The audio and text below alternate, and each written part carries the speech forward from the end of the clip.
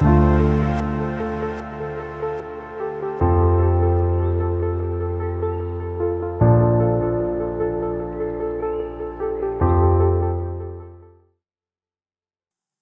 el título de este mensaje es Llamados a amarnos unos a otros.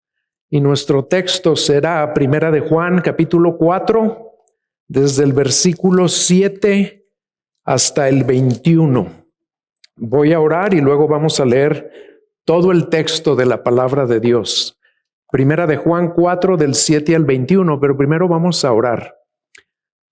Señor, vamos ahora a tener el deleite de abrir tu palabra y de escuchar lo que tú nos hablarás por medio de ella. Ayúdame, Espíritu Santo, a comunicarla de una manera clara y efectiva y ábrenos el corazón a todos para recibir lo que tú nos hablarás y para que tu palabra cumpla tus propósitos en nosotros. En el nombre de Jesús te lo pedimos. Primera de Juan 4, empezando con el versículo 7. Amados, amémonos unos a otros, porque el amor es de Dios, y todo el que ama es nacido de Dios y conoce a Dios. El que no ama no conoce a Dios, porque Dios es amor. En esto se manifestó el amor de Dios en nosotros, en que Dios ha enviado a su Hijo unigénito al mundo para que vivamos por medio de Él.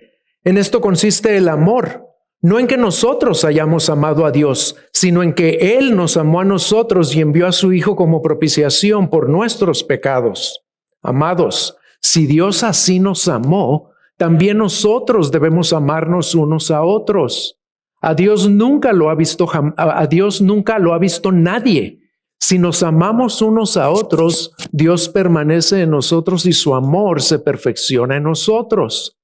En esto sabemos que permanecemos en Él y Él en nosotros, en que nos ha dado de su Espíritu.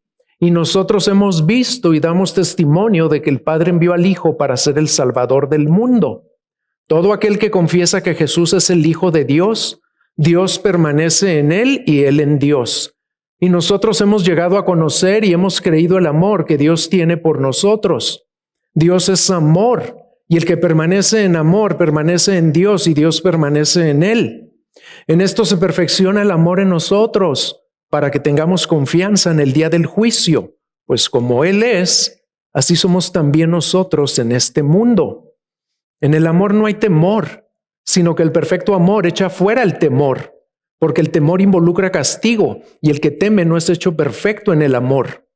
Nosotros amamos porque Él nos amó primero. Si alguien dice, yo amo a Dios, pero aborrece a su hermano, es un mentiroso, porque el que no ama a su hermano, a quien ha visto, no puede amar a Dios a quien no ha visto. Y este mandamiento tenemos de Él, que el que ama a Dios, ame también a su hermano. Somos llamados a amarnos los unos a los otros. Y en este pasaje vamos a ver que el apóstol Juan nos da 3 razones fundamentales. Hay más en la Biblia, pero aquí nos da 3 razones por las que es tan importante este llamado a amarnos unos a otros. Y esas 3 razones van a ser los 3 puntos en los que se va a dividir este mensaje. La primera razón que nos da el apóstol es porque nuestro amor por los hermanos revela nuestra verdadera condición espiritual. Y esto está en los versículos 7 y 8. Vean cómo dice: amados, amémonos unos a otros, porque el amor es de Dios, y todo el que ama es nacido de Dios y conoce a Dios. El que no ama no conoce a Dios, porque Dios es amor. Juan empieza este pasaje con el mandamiento a amarnos, que ya lo había expresado en el capítulo anterior, y luego nos muestra lo importante que es amarnos al decirnos que es nuestro amor lo que revela nuestra verdadera condición espiritual, lo que realmente somos en relación a Dios. Al decir que el amor es de Dios, se refiere a que el origen del amor es Dios. ¿Por qué? Pues porque el amor es inherente a su naturaleza, a todo lo que Él es, a todo lo que Él hace. Cuando una persona es nacida de Dios, recibe esa naturaleza de Dios, como lo dice segunda de Pedro, capítulo 1, que ya nos lo habían predicado, no lo abran. Dice que llegamos a ser partícipes de la naturaleza divina. Y como el amor es un atributo esencial de esa naturaleza de Dios, los que han nacido de Dios también poseen ese atributo que es el amor. Lo que Juan nos está mostrando aquí es que el amor es una consecuencia de haber nacido de Dios, no es una condición para que ocurra ese nacimiento. Y en el versículo 8, Juan repite lo mismo, pero desde otra perspectiva. Vean cómo dice, el que no ama no conoce a Dios, porque Dios es amor. Y con esto deja bien claro que alguien puede afirmar ser un cristiano, pero que solo aquellos que exhiben amor como su Padre Celestial también lo exhibe, poseen la naturaleza divina y son realmente nacidos de Dios o hijos de Dios. En el capítulo anterior, en el capítulo 3 de esta misma carta, versículo 14, Juan había expresado esa misma declaración con palabras ligeramente diferentes. Vean ahí primera de Juan 3:14. Nosotros sabemos que hemos pasado de muerte a vida porque amamos a los hermanos. El que no ama permanece en muerte. Y esto nos debe ayudar a no vivir bajo el terrible engaño y terrible por las tremendas consecuencias eternas que conlleva de pensar que espiritualmente somos algo que en realidad no somos. No puede haber un engaño peor que ese. ¿Por qué? Porque tiene consecuencias eternas. Y lo digo porque es probable que entre nosotros haya personas que están convencidas de que han nacido de Dios, de que son sus hijos y sus hijas, pero que lo creen porque asisten fielmente a la iglesia, porque oran y leen la Biblia y con cierta regularidad, y tal vez hasta por ser individuos que en general viven vidas moralmente rectas. Son buenos ciudadanos, responsables, pero no aman a los hermanos, no se relacionan con otros creyentes, no se integran como miembros activos a la vida de la iglesia. Viven su cristianismo aislados de los demás. Si tú vives así, Dios en su amor y en su misericordia, a través de este pasaje, te está quitando la venda de tus ojos para que veas que si no amas a los hermanos, no has nacido de Dios, no conoces a Dios y permaneces en muerte espiritual. Y al final del mensaje voy a hablar un poco más acerca de esto. La segunda razón que el apóstol Juan nos da para que veamos lo importante que es amarnos unos a otros está en la sección desde el versículo 9 hasta el 19. Y esta razón es que Dios mismo nos motiva y nos capacita para podernos amar unos a otros. ¿Y saben cómo nos motiva aquí Dios por medio del apóstol Juan? Nos motiva recordándonos tres verdades maravillosas, tres verdades fundamentales de la palabra de Dios y de la obra de Cristo. Y la primera verdad que nos recuerda en los versículos 9 al 12 tiene que ver con el inmenso amor sacrificial que Dios el Padre nos demostró al haber enviado a su único Hijo a morir en nuestro lugar. Vean el versículo 9 y 10. En esto se manifestó el amor de Dios en nosotros, en que Dios ha enviado a su Hijo unigénito al mundo para que vivamos por medio de Él. En esto consiste el amor, no en que nosotros hayamos amado a Dios, sino en que Él nos amó a nosotros y envió a su Hijo como propiciación por nuestros pecados.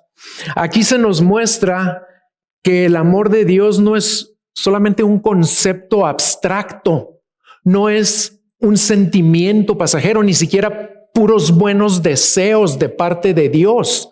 No, el amor es una acción específica, sacrificial, por el bien de otros. Dios nos dio el ejemplo supremo, la demostración suprema de su amor al haber enviado a su Hijo a morir en la cruz por nuestros pecados y al derramar sobre él la ira que nosotros merecíamos. El autor Paul Tripp describe el amor de Dios o el amor bíblico de la siguiente manera, y ahí va a aparecer esta frase por si la quieren anotar.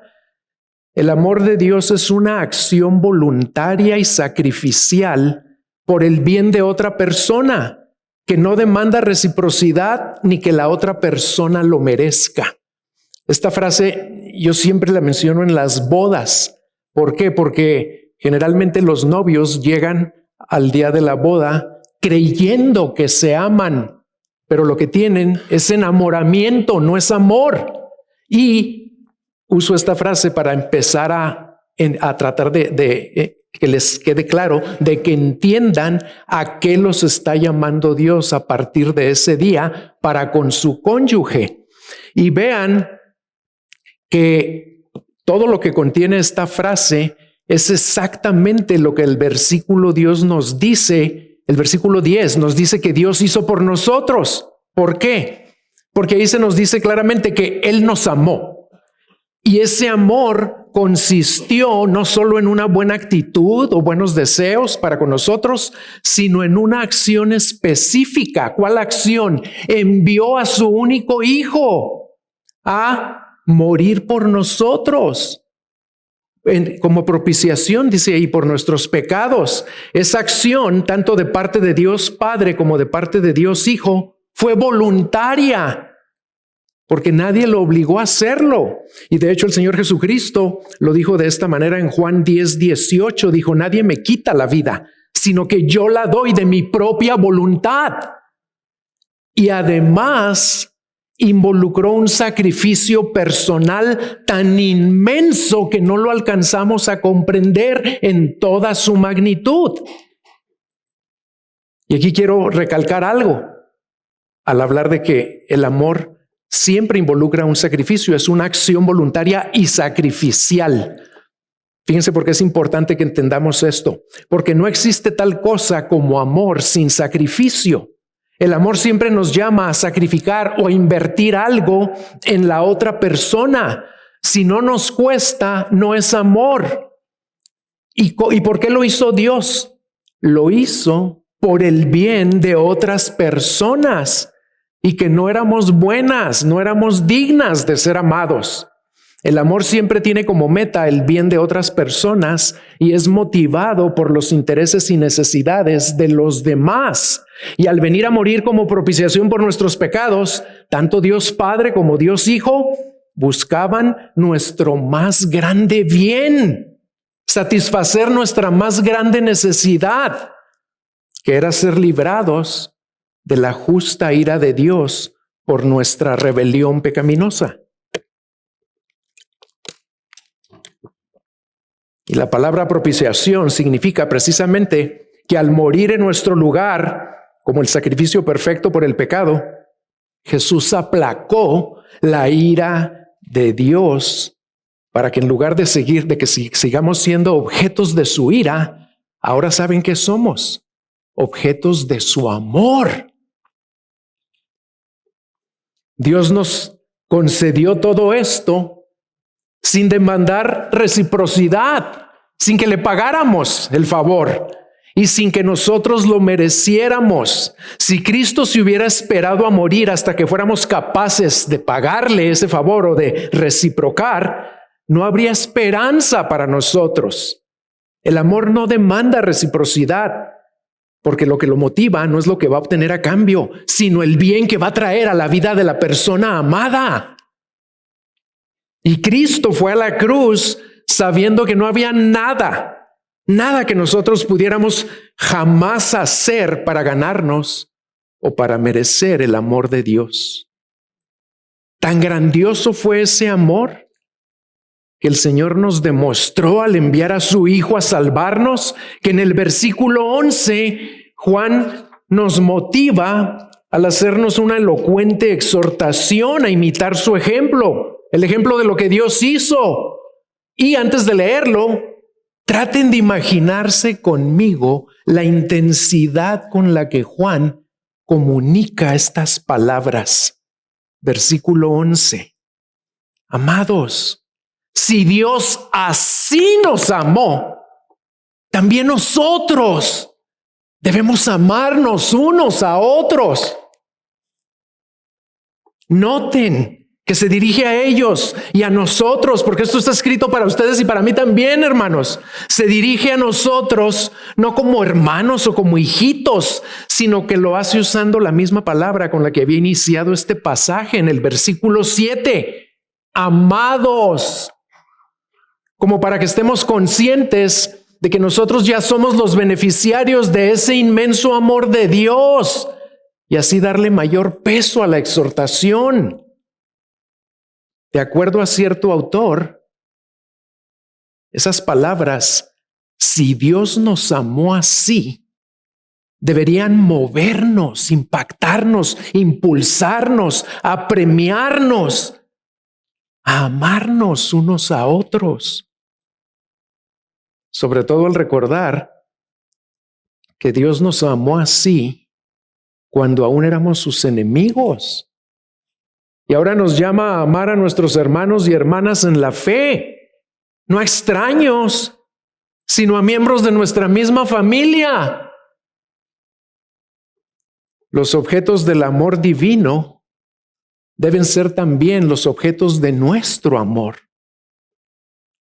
Su inmenso amor por nosotros nos debe llevar a amar a aquellos que Él tanto ama y a hacerlo por medio de acciones específicas, voluntarias, sacrificiales, buscando siempre el bien de los demás, sin exigir reciprocidad y sin exigir que esas personas primero lo merezcan. Y en lugar de preguntarnos si nos estamos amando así unos a otros, creo que la primera pregunta que nos debemos hacer es, y pónganme atención, ¿qué tan conscientes vivimos de la manera en la que Dios nos amó al enviar a su Hijo a morir en nuestro lugar a costa de un sacrificio inconcebible para nosotros, buscando nuestro más grande bien, sin exigir nada a cambio y sin que nosotros jamás pudiéramos hacer algo para merecerlo? ¿Por qué les pregunto esto? Porque creo que si meditamos regularmente en ese inmenso amor, eso nos va a ayudar más a amar a los hermanos que simplemente esforzarnos por amarlos sin meditar en el amor de Dios. Porque cuando meditamos en las verdades del Señor, esas verdades nos cambian. Producen un efecto en lo más profundo de nuestro ser. Y eso es lo que nos va transformando. Y luego en el versículo 12, Juan agrega algo muy relevante. A Dios nunca lo ha visto nadie. Si nos amamos unos a otros, Dios permanece en nosotros y su amor se perfecciona en nosotros.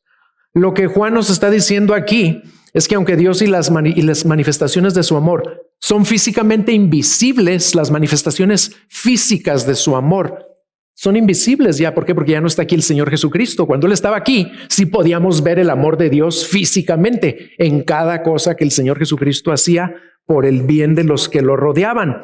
Pero aunque ahora no las podamos ver físicamente, su amor se hace visible. ¿Saben cuándo? Cuando nosotros nos amamos unos a otros. Eso es lo que nos está diciendo aquí. Y eso demuestra que Él vive en nosotros y nosotros vivimos en Él. La Nueva Versión Internacional expresa este versículo 12 con mayor claridad. Escuchen, nadie ha visto jamás a Dios, pero si nos amamos los unos a los otros, Dios permanece o vive en nosotros y su amor se manifiesta plenamente en nosotros. Y aquí quiero aprovechar para felicitarlos y para darle gracias a Dios por sus vidas, hermanos. ¿Por qué? Porque muchos de ustedes han sido y siguen siendo ejemplos vivos y dignos de imitar de lo que el apóstol Juan nos dice en este versículo 12. Uno de los testimonios que con mayor frecuencia escuchamos después de las conferencias de fieles a su llamado, ¿saben cuál es? Tiene que ver con el amor con el que ustedes sirven a todos los que asisten. Y al amar a esos hermanos de esa manera, demuestran que el Dios invisible vive o permanece en ustedes y su amor se manifiesta plenamente a través de ustedes, se hace visible para esas personas que vienen aquí. Gracias por darnos ese ejemplo de amor por los hermanos. Gracias por amarlos con amor como el de Dios por nosotros, con acciones voluntarias, sacrificiales, buscando el bien de los demás, sin demandar reciprocidad y sin que lo merezcan. Pero también los animo y nos animo, incluyéndome a mí mismo, nos animo a todos a que sigamos creciendo en amarnos los unos a los otros, porque eso es parte esencial de vivir procurando la piedad.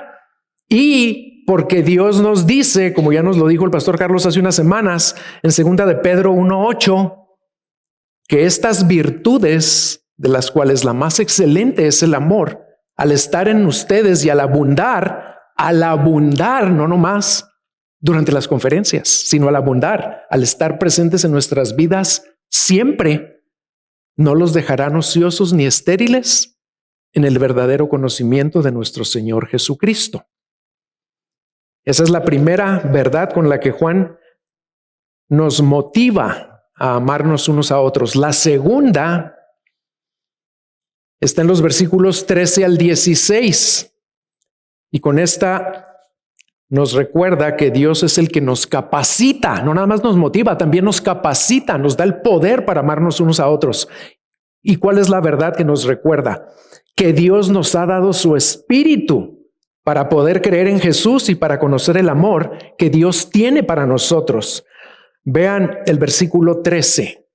En esto sabemos que permanecemos en Él y Él en nosotros, en que nos ha dado de su espíritu. Y obviamente aquí se refiere al Espíritu Santo, que ahora habita en nosotros, de quien nos habló Alex hace 8 días. El Espíritu que levantó a Cristo de entre los muertos, ahora mora en cada uno de nosotros, que le hemos entregado nuestras vidas a Cristo. Y por Él estamos inseparablemente unidos a Cristo y al Padre. Y es por la iluminación del Espíritu que podemos creer que el Padre envió al Hijo para ser el Salvador del mundo. Si no fuera por el Espíritu Santo, rechazaríamos a Cristo toda nuestra vida. Y es por el poder del Espíritu Santo que podemos confesar o reconocer que Jesús es el Hijo de Dios, que Él es Dios, lo cual Juan menciona aquí en los capítulos 14 y 15. Y es también por ese poder del Espíritu Santo que el versículo 16 es una realidad presente y creciente en nuestras vidas. Vean cómo dice el 16. Y nosotros hemos llegado a conocer y hemos creído el amor que Dios tiene para nosotros. Dios es amor, y el que permanece en amor permanece en Dios y Dios permanece en él. La Nueva Traducción Viviente nos ayuda a entender mejor lo que Dios nos revela aquí en el versículo 16. Escuchen. Nosotros sabemos cuánto nos ama Dios. ¿Por qué? Por la obra del Espíritu. Y hemos puesto nuestra confianza en su amor. Dios es amor. Y todos los que viven en amor, viven en Dios y Dios vive en ellos. ¿Por qué podemos saber o conocer cuánto nos ama Dios? Porque hemos puesto nuestra confianza en su amor. ¿Por qué podemos tener la plena seguridad de que vivimos en Dios y de que Él vive en nosotros? Pues la respuesta a todas estas preguntas, la única respuesta es porque el Señor nos ha dado a su Espíritu. Nos dio primero a su Hijo, quien vino a morir y a resucitar, y cuando el Hijo regresó a la diestra del Padre, Él envió al Espíritu Santo para que todas estas preguntas se hicieran realidad en nuestras vidas. Y observen que en esta sección 3 veces Juan menciona que Dios permanece en nosotros y nosotros en Él, o que Dios vive en nosotros y nosotros vivimos en Dios. ¿Cómo puede ser posible algo tan grandioso en nuestras vidas? De nuevo, la respuesta está en el versículo 13, que la Nueva Traducción Viviente expresa así: y Dios nos ha dado su Espíritu como prueba de que vivimos en Él y Él en nosotros. Es por la obra del Espíritu Santo en nosotros que podemos creer y confesar que Jesús es Dios Hijo. Y todo aquel que lo confiesa, Dios vive en él y él en Dios. Es por el poder del Espíritu Santo que conocemos personalmente a Dios, no de oídas, o no nada más porque leemos acerca de él. Lo conocemos personalmente. ¿Por qué? Por el Espíritu Santo que nos hizo nacer de nuevo. Y eso nos permite saber y creer que sí podemos también amarnos unos a otros, como Él nos ama, disfrutando la plena certeza de que Él vive en nosotros y nosotros vivimos en Él. Y aquí les hago una pregunta: ¿qué abunda más en tu vida? ¿La presencia del gozo que inevitablemente brota en nosotros al creer y al meditar en estas verdades? ¿O la ausencia de gozo que también inevitablemente viene a nosotros cuando meditamos más en los problemas de la vida que en las verdades y promesas de la palabra de Dios? Y la tercera verdad que Juan nos recuerda para motivarnos a amarnos los unos a los otros es que el vivir o permanecer en amor nos da confianza para el día del juicio y echa fuera el temor. En el versículo 17 nos dice así: en esto se perfecciona el amor en nosotros, para que tengamos confianza en el día del juicio, pues como Él es, así somos también nosotros en este mundo. Juan se está refiriendo a lo que había dicho en el versículo anterior de permanecer en amor o amándonos unos a otros, y eso es lo que le da plenitud, no perfección de que ya vamos a amar de manera perfecta siempre a los demás, no, pero le da plenitud a el amor de Dios en nosotros. La Nueva Versión Internacional nos ayuda a entenderlo mejor. Dice: ese amor se manifiesta plenamente, a eso se refiere con perfección. Ese amor se manifiesta plenamente, visiblemente entre nosotros, para que en el día del juicio comparezcamos con toda confianza. Porque en este mundo hemos vivido como vivió Jesús. Los creyentes que se aman unos a otros, de la misma manera en la que el Señor Jesús amó a sus discípulos cuando Él estaba aquí en esta tierra, demuestran que viven en Dios, que viven en amor en primer lugar, y que Dios vive en ellos y ellos viven en Dios. Y por lo tanto, eso les da una plena confianza para el día del juicio.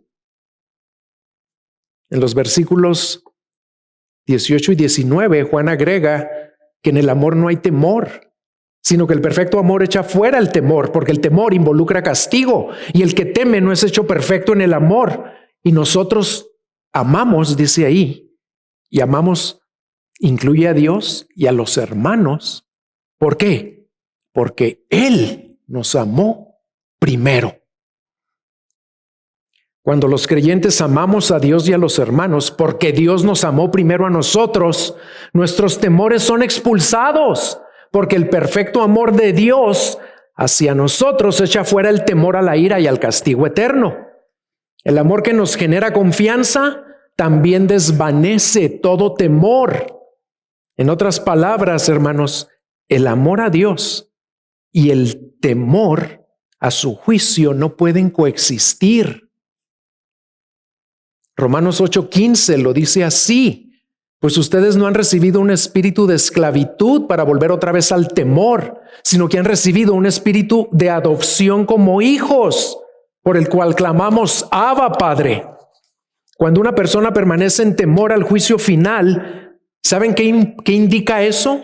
¿Qué nos muestra? Que esa persona no ha creído ni ha experimentado de manera personal la grandeza del amor de Dios, demostrado al haber enviado a su Hijo a pagar por nuestras culpas.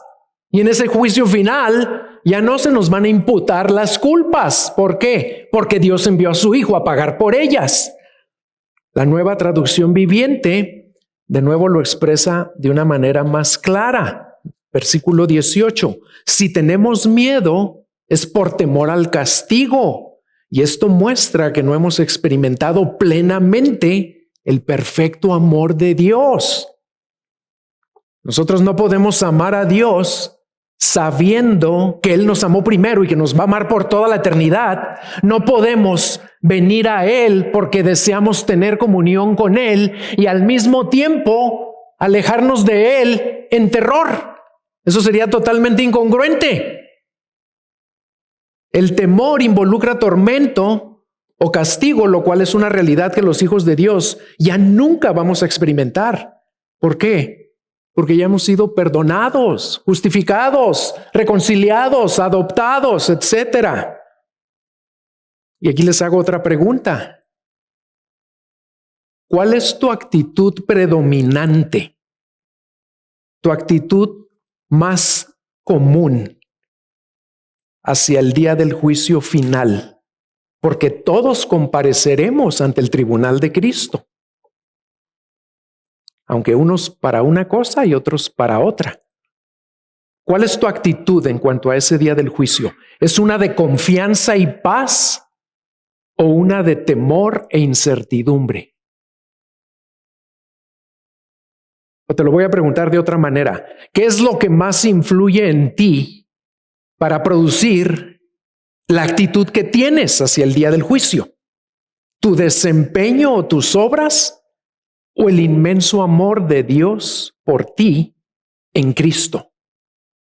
Si tu percepción de cómo te juzgará Dios está más influenciada por cómo te portas que por el amor de Dios, tu relación con Dios está más basada en las obras que en la gracia.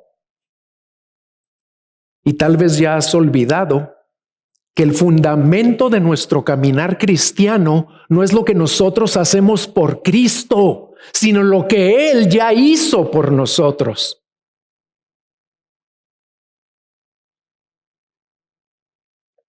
Y punto número 3.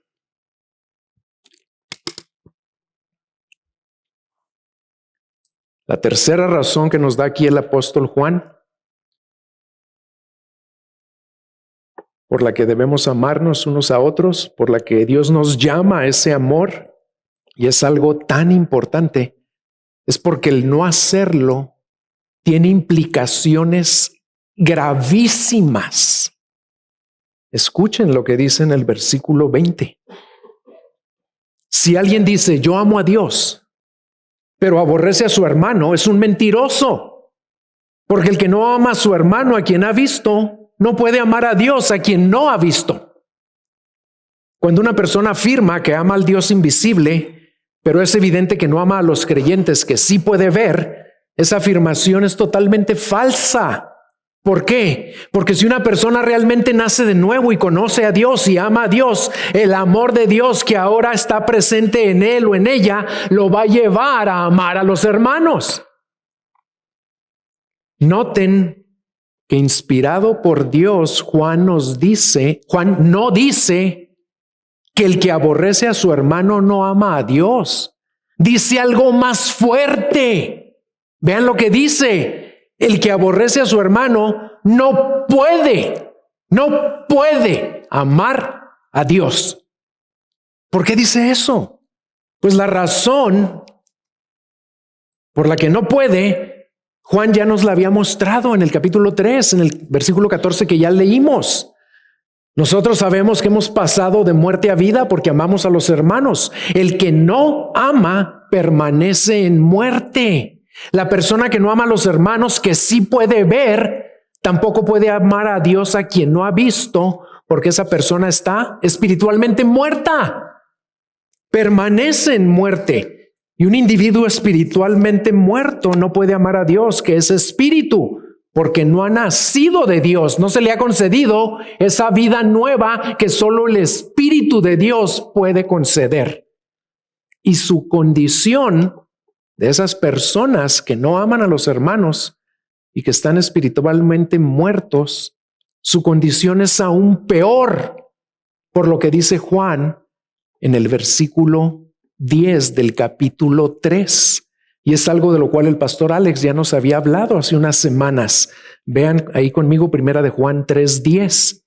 En esto se reconocen los hijos de Dios y los hijos del diablo. Todo aquel que no practica la justicia no es de Dios. Tampoco aquel que no ama a su hermano. ¡Qué triste! Las implicaciones de no amarnos los unos a los otros son terribles, porque eso revela en toda su dimensión la verdadera y deplorable condición espiritual de la persona que no ama a los hermanos. Esa persona, escuchen esto, hermanos, no solo no ha nacido de Dios, no conoce a Dios, permanece espiritualmente muerto, como ya lo vimos en el primer punto, sino que además es un mentiroso que no puede amar a Dios y es en realidad un hijo del diablo. Y por desgracia, las personas que se encuentran en esa lamentable condición tienen otro problema más, que hace que su condición sea todavía más grave de lo que imaginan. Juan nos muestra cuál es ese problema adicional en el capítulo 2 de esta carta, versículo 11. Pero antes de leerlo, les recuerdo que todos estos problemas que tienen que ver con la falta de amor por los hermanos nos deben hacer conscientes de algo. La falta de amor no es lo que causa esos problemas. La falta de amor es lo que los revela. Revela la condición de las personas, no la causa. Recuerden eso. Y vean cómo dice ahí en 1 Juan 2:11. Pero el que aborrece a su hermano está en tinieblas y anda en tinieblas. Y no sabe a dónde va, porque las tinieblas han cegado sus ojos. Además de todo lo que ya dije antes, esas personas no pueden ver que están espiritualmente muertos, que son mentirosos, que no han nacido de Dios, que no pueden amar a Dios, que son hijos del diablo. No lo pueden ver por la ceguera espiritual que hay en ellos. ¿Y saben quiénes son el ejemplo más claro de esto? Los que planearon y llevaron a cabo la muerte del Señor Jesucristo. Eso lo pueden leer ustedes después en el capítulo 8 del Evangelio de Juan. Ahí el Señor les recuerda estas cosas a los que lo querían matar. Y todos los que lo querían matar, ¿saben qué decían? Exactamente lo que dice Juan aquí, que ellos amaban a Dios, pero aborrecían a Cristo. Que no nada más era un hermano, era Dios, es Dios. Y lo aborrecían, pero estaban convencidos de que amaban a Dios. Y Jesucristo les dice ahí, en el capítulo 8 de Juan, que en realidad aman y hacen las obras de su padre, el diablo. Porque él es el padre de mentira. Y aquí está diciendo que los que no aman al hermano son mentirosos, hijos de ese padre de mentira. Y esas personas, ¿saben por qué creían que amaban a Dios? Porque eran las que más leían la Biblia, las que más oraban, las que más ayunaban, las que más iban a la sinagoga y a las que más respetaba la sociedad por su, entre comillas, espiritualidad.